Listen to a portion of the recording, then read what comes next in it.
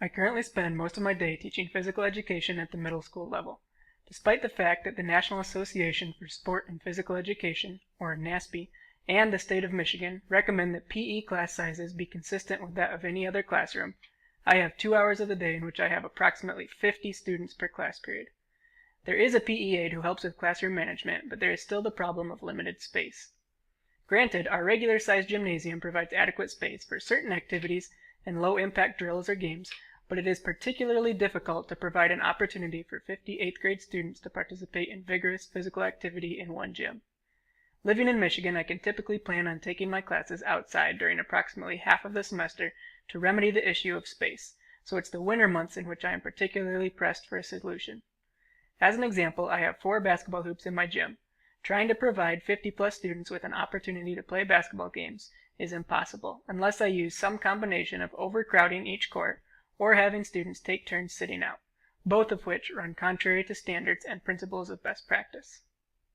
While funding is not available to provide me with any technology in the gym, the school does have 2 available drop-in labs that house approximately 30 computers.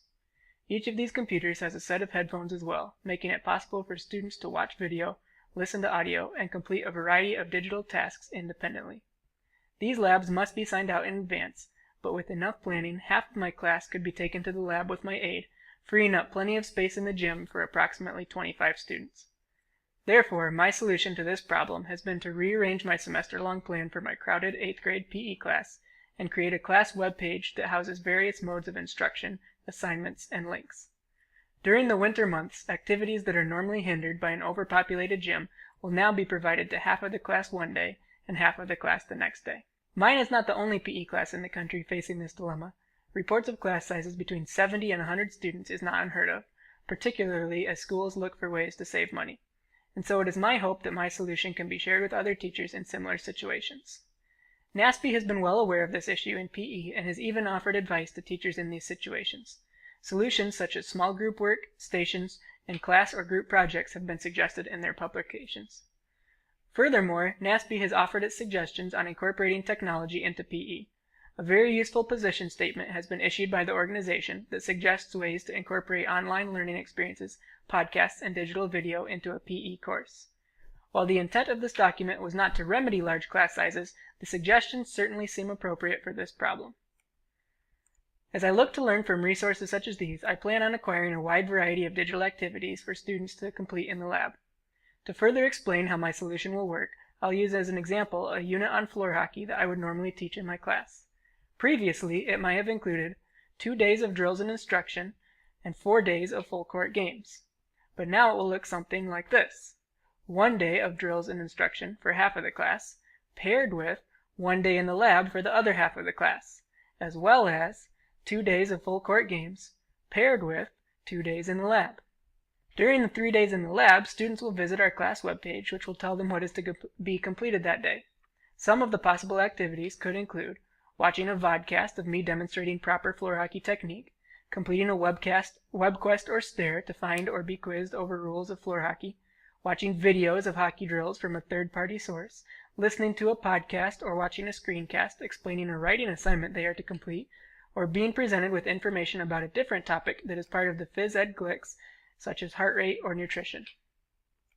As I first began to take a look at this idea, I took the advice of a classmate and divided the implementation of this project into several stages. During the last portion of the school year, I completed the steps of laying out the course calendar for 8th grade PE, listing all of the lab-based activities that will be covered, exploring several options of where to host my webpage and decided upon Weebly, set up the class page, began adding activities to the page, and had students, staff members, and classmates test out my page and activities and provide feedback. Over the course of the summer and fall, I now plan on working on finding or creating new activities, videos, and online tasks for my students to complete, as well as beginning to add them to the web page. At the advice of a classmate, I am planning on first searching for existing resources before creating my own. This should save me some time and help make this project even more effective. If all goes well, several things will happen. I'll be able to get through a higher percentage of the content knowledge GLICs next semester than I normally do. Students will not spend any time in my class sitting out or watching a game being played. More students will have positive feelings toward PE and physical activity, and I will be able to address individual students' physical needs, and in theory, their skills test scores should go up. When taking a look at the TPAC framework, the interaction between technology and pedagogy will be rich with opportunity. The choice to use a class web page will allow me to use teaching strategies that I am not otherwise afforded the ability to do, such as individualized feedback, customizing the pace of the lesson for each learner, and even the simple concept of checking for comprehension. In a gym with 50 students, personal comprehension checks are difficult if not impossible, but when each student is in front of a stare on his or her computer, I will be able to assure that no student is moving on until they can prove that they understand the material. Without the use of technology like a class web page, I could not possibly be giving instruction in 2 places at once. In regards to the intersection of technology and content knowledge, students will spend more time in the lab and less time in the gym for my 8th grade PE class.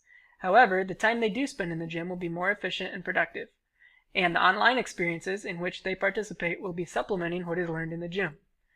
Learning that takes place in the gym will also be extended and reinforced by activities in the lab. For example, students might hear or see me demonstrate the technique for swinging a baseball bat in the gym, and then have an opportunity to watch a video clip of a professional baseball player's swing in slow motion in the lab. Watching a professional will reinforce what I have taught as well.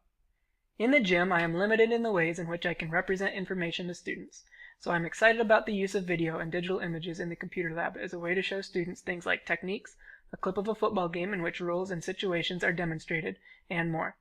If I am granted permission by their parents, I will even have the option of filming students in the gym and having them watch their movements in the lab the following day. In general, the number of ways in which I am able to represent information to students will be increased, and the number of ways in which they are able to represent comprehension will as well. The use of a website as an instructional strategy will definitely make content more accessible to my students. First of all, by breaking up the class like this, less time will be wasted and more content will be covered through the course of the semester. Secondly, the use of the website will open many more doors to resources that would not otherwise have been available to my students in the gym. Finally, students in my class will have a much greater opportunity to participate in and learn about feedback, which is a recurring theme in PE GLICs. Students in a PE setting are to practice reviewing, giving, and applying feedback as it relates to the performance of motor skills and movement patterns. Again, having large class sizes makes it difficult to provide students with individualized feedback, much less an opportunity to implement that feedback and make improvements based upon it. However, video feedback in the lab will most certainly be an added way for students to interact with this component of the PE curriculum. So my first task was to determine where and how to host these online activities and instructions. I quickly narrowed it down to Weebly and Moodle and spent some time exploring the possibilities of both of these options. I believe that Moodle is capable of doing more, as it has the ability to host documents, have students turn in assignments online, and even give and grade quizzes. However, the Moodle interface was much more confusing and therefore less appealing. I think that while it might have greater long-term potential, what I really wanted to do right away was get my project off the ground, which I was able to do with the creation of my class webpage. Most of my surprises were really with how much I could do on Weebly, and how easy it was to drag and arrange items on each page. The only negative surprise I encountered was with embedding videos from YouTube. I had chosen 3 lacrosse videos I really liked and embedded them on my page. They appeared on the page just fine, but much later when I actually clicked the play button on one of them, it turned out that embedding had been turned off by request. Now, the only way for my students to watch these videos would be to visit YouTube, which is not something they have access to at school. Speaking of access, that has been another unexpected bump in the road. Before I got this site up and running, I had used the nutritional analysis activity that is now posted on my site. Yet despite testing out all of its links ahead of time, when the students tried to open one link in the lab, it was blocked. Unfortunately, I have on multiple occasions had this happen to me. Sometimes what is blocked one day is not the next, and sometimes what is accessible on my teacher computer is not on the students' accounts. I hate having to call and bug the IT guy, and with me down the hall in the gym, it is not easy to put out fires when they arise. So I think I'll need to do some far in advance planning and testing of any links I plan on using in these online assignments, which of course increases the amount of work necessary to make them usable. After setting up a homepage, I was able to use Weebly's easy-to-use tools to add a picture of my gym, as well as a rubric for how students are graded while in the lab. I have always given participation points to students in the gym, and I was wisely encouraged to come up with something similar for students when they are in the lab. I created a sample schedule of what the 2 groups, or halves, of my class would be doing each day during a 2-week-long unit on lacrosse. It was very simple to add a page to my site for each assignment. So far, I only have 2 assignments posted, but it has given me a pretty good idea of what this technology will be capable of. One assignment I have posted already is for students to watch instructional lacrosse videos and answer questions about them. These questions will be answered in a Google Doc form that I was able to embed on the webpage. Their answers will then be sent to me in a spreadsheet format which I can access at any time, like later that night from my couch, to see who did the work while I was down the hall in the gym. For this assignment, students will be given their daily participation grade based upon the quality and quantity of their answers on this form. Other than a few technical glitches, I would say that the implementation of this project has thus far been a success. My site is in place as accessible from student accounts at school, and I have begun the process of adding and arranging the assignments and projects that I will put on the site. As I've gone through the process of creating this site and coming up with digital projects for my PE students, I've come to the realization that it takes a lot of time. What I've learned so far, and what I will apply to the remainder of my work on this project, is to not reinvent the wheel. While PE resources are often limited online, there are plenty of existing videos, websites, calculators, and more that I can incorporate into the tasks for my students. There are two main lessons I have learned, and advice I would give someone attempting to implement a similar project. The first is that every hosting service has its own list of pros and cons. It is really worth it to check out your options and find out which ones suit your needs or personality best. The second lesson is that it would be a good idea to get your IT department on board with what you're doing. This is something I haven't done yet, but have had several frustrations with sites or videos being blocked for students, yet not for me, or blocked one day and not the next.